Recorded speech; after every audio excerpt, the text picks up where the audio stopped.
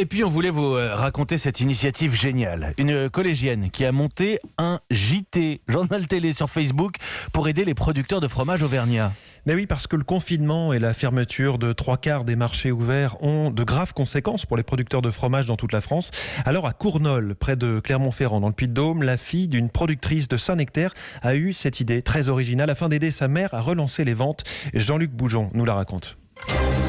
Ça commence par le générique du 20h de France 2.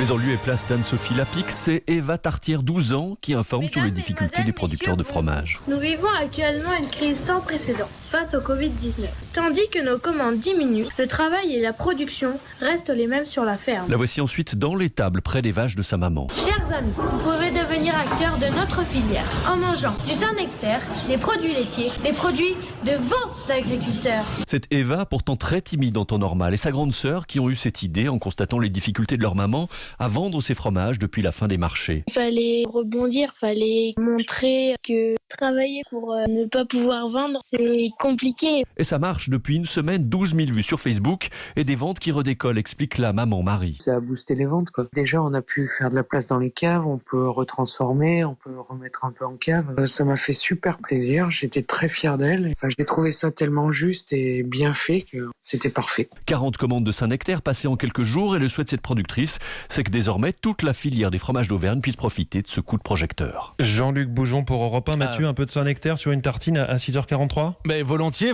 croisons les genres, parce que nous on se croyait malins en faisant de la radio depuis chez nous. Cette jeune fille quand même collégienne qui est capable de monter un JT sur Facebook toute seule.